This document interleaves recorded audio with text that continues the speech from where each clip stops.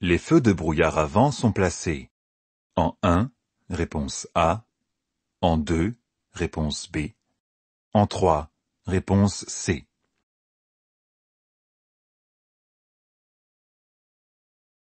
À quoi servent les feux de brouillard avant? Ils permettent d'être mieux vus en complément des feux de croisement, par temps de brouillard, de fortes pluies et lors de chutes de neige, et permettent de mieux distinguer les bords de la chaussée sur les routes étroites et sinueuses, en complément des feux de route, sur routes non éclairées. Ils sont en 3. Bonne réponse, C. J'accélère. Réponse A. Je ralentis. Réponse B. Je serre à droite. Réponse C. Je passe. Réponse D. Quels sont les risques? La rue est étroite, à double sens de circulation et est bordée d'habitations et de trottoirs étroits. Le risque d'accident est important. Je ralentis et serre à droite. Lorsque je serai à côté du camion, je garderai le pied devant le frein pour m'arrêter si nécessaire. Bonne réponse, B, C et D. J'allume. Les feux de position seuls, réponse A. Les feux de croisement, réponse B. Les feux de route, réponse C. Quel est le principal risque en tunnel? Un tunnel est un espace confiné où la luminosité est quasi nulle. C'est pour cette raison que l'utilisation des feux est obligatoire. Si le tunnel est éclairé, j'utilise les feux de croisement. Sinon, j'utilise les feux de route. Bonne réponse, B. Je règle la ceinture de sécurité pour qu'elle passe bien au milieu de mon cou. Oui, réponse A. Non, réponse B. Quels sont les risques suite à une mauvaise installation de la ceinture de sécurité? Si elle est mal placée, le système de la ceinture de sécurité ne peut pas fonctionner correctement. Par exemple, si elle est au milieu de mon cou, elle peut m'entailler la chair. Bonne réponse, B. Le délai d'envoi du constat amiable à mon assureur est, suite à un accident, de 4 jours ouvrés, réponse A, de 5 jours ouvrés, réponse B. Suite à un vol, de 2 jours ouvrés, réponse C, de 3 jours ouvrés, réponse D. Le constat amiable est-il vraiment utile? Il permet à l'assureur de déterminer la part de responsabilité de chaque usager. L'assureur peut alors savoir à qui verser des indemnités pour les réparations ou les frais d'hospitalisation selon la garantie souscrite. Suite à un accident, le délai d'envoi est de 5 jours ouvrés, jours travaillés.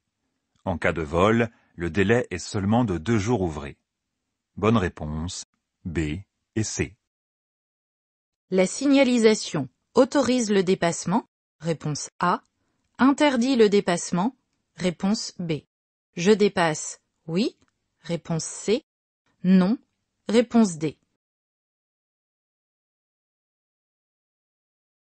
Comment savoir si le dépassement est autorisé? Plusieurs conditions doivent être réunies.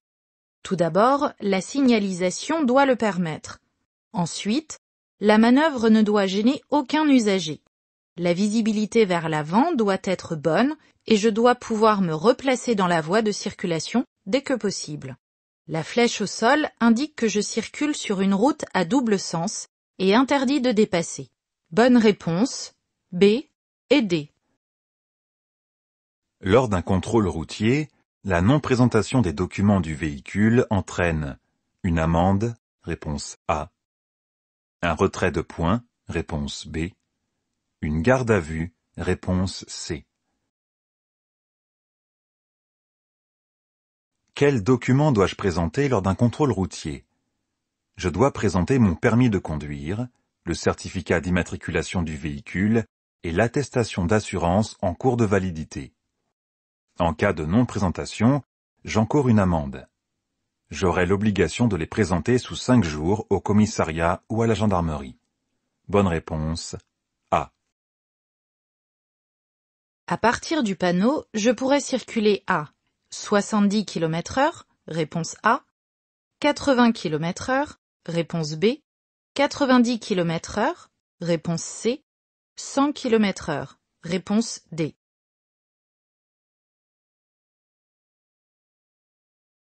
Quelle est la limitation de vitesse sur les routes à double sens?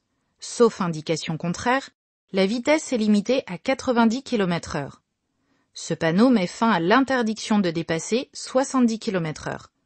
À partir du panneau, je peux circuler à 90 km/h maximum. Bonne réponse A, B et C. Afin de maintenir mon véhicule en bon état, je fais des contrôles. Presque tous les mois, réponse A. Tous les 6 mois, réponse B. Tous les ans, réponse C. Pourquoi dois-je faire des contrôles périodiques de mon véhicule? Tout d'abord, je sais que mon véhicule est en état de circuler. De plus, cela limite la surconsommation de carburant et limite donc ses rejets en dioxyde de carbone. Un contrôle périodique doit être fait tous les mois ou tous les 1000 km environ. Bonne réponse A. Je continue en face. Oui, réponse A. Non, réponse B. La signalisation indique une zone de rencontre, réponse C. Une aire piétonne, réponse D.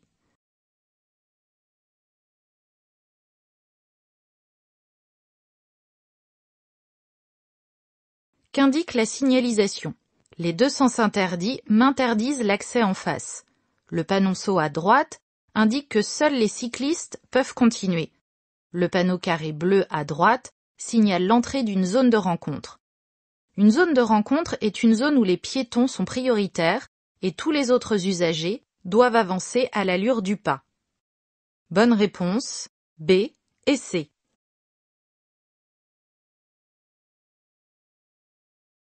Ce panneau autorise l'accès aux véhicules motorisés, réponse A, aux cyclistes, réponse B. Interdit le dépassement aux cyclistes, réponse C, aux véhicules motorisés, réponse D.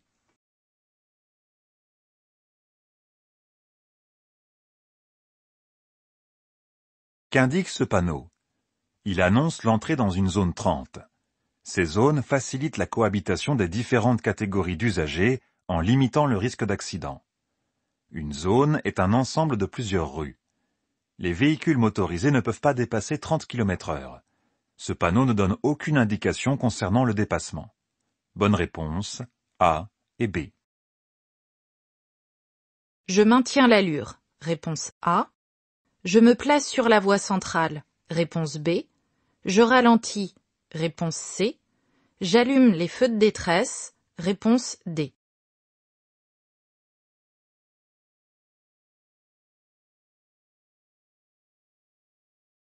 Quels sont les risques?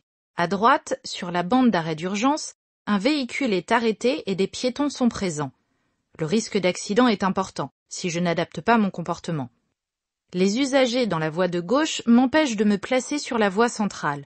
Je ralentis et allume les feux de détresse pour signaler le danger aux usagers qui me suivent. Bonne réponse, C et D. En présence d'un automobiliste blessé qui saigne abondamment, je tente de stopper l'hémorragie. Réponse A. Je le couvre à l'aide d'une couverture de survie. Réponse B. Je lui donne à boire. Réponse C. Je le rassure en attendant l'arrivée des secours. Réponse D. Qu'est-ce qu'il ne faut pas faire? Je ne dois pas laisser la victime seule, ne pas aggraver ses blessures et ne pas empêcher les secours d'arriver et d'agir rapidement. En attendant les secours, je peux tenter d'arrêter son saignement sans contact direct, rester avec elle pour la rassurer et l'empêcher de regarder ses blessures pour éviter qu'elle ne panique. Enfin, je la couvre. Bonne réponse A, B et D. J'allume les feux de croisement, réponse A. Les feux de route, réponse B. Les feux de brouillard, avant, réponse C. Arrière, réponse D.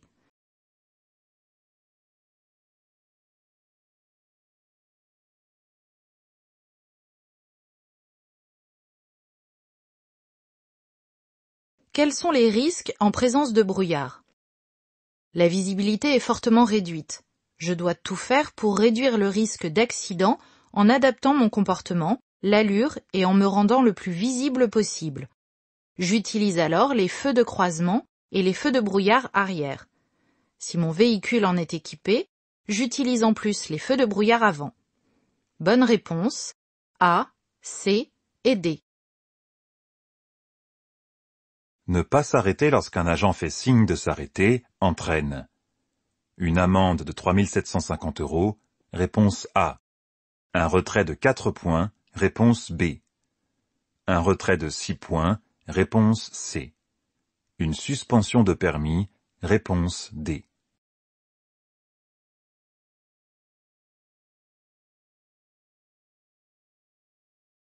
De quel type d'infraction s'agit-il? Ne pas s'arrêter à une sommation de s'arrêter est un délit. Les sanctions sont lourdes. J'encours une amende de 3 750 €, un retrait de 6 points et une suspension de permis. Si ce refus met la vie d'autrui en danger, les sanctions sont encore plus lourdes, 75 000 € et 5 ans de prison. Bonne réponse A, C et D. Lors de la mise en marche du moteur, je vérifie l'absence de voyants rouges. Oui, réponse A. Non, réponse B. Que signalent les voyants rouges? Ils indiquent une anomalie de fonctionnement pouvant entraîner un danger. Lors de la mise en contact, tous les voyants s'allument. Ils doivent tous s'éteindre rapidement. Si l'un d'entre eux reste allumé alors qu'il ne le doit pas, j'évalue la gravité du problème et contacte un dépanneur. Bonne réponse A. Le cartouche sur le panneau de direction indique F7. Je circule sur une route forestière, réponse A. Une route nationale, réponse B. Une autoroute, réponse C.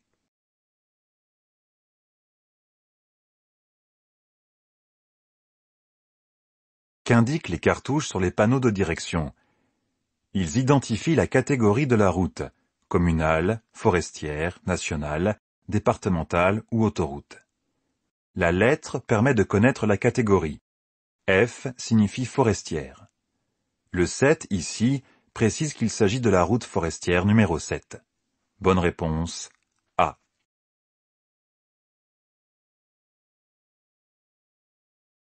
Lorsqu'il est activé, le régulateur de vitesse et d'espacement aide au maintien des espaces de sécurité à l'avant, réponse A, agit automatiquement, réponse B, signale un espace de sécurité insuffisant à l'arrière, réponse C, évite les collisions, réponse D. Qu'est-ce que le régulateur de vitesse et d'espacement? Appelé aussi régulateur de vitesse adaptatif intelligent. Il maintient une vitesse constante ainsi qu'une distance de sécurité prédéterminée avec le véhicule qui me précède. Il agit automatiquement lorsqu'il est activé. Bonne réponse A et B. Le remplacement d'un pneu se fait selon sa couleur, réponse A, ou les dimensions d'origine, réponse B. Quelle est la première étape pour changer un pneu? Je lis sur le flanc d'un des pneus en place les dimensions nécessaires. Bonne réponse B.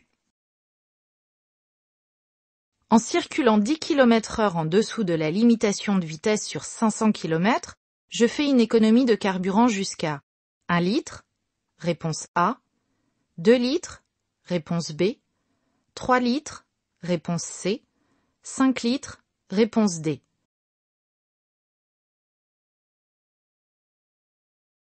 En fonction de quoi la consommation de carburant varie-t-elle? En fonction du chargement du véhicule, de sa vitesse et de son état général. Plus je consomme, plus je pollue. Circuler moins vite réduit la consommation et réduit les risques d'accident. Circuler 10 km/h sous la limitation de vitesse sur 500 km permet d'économiser jusqu'à 5 litres de carburant. Bonne réponse D.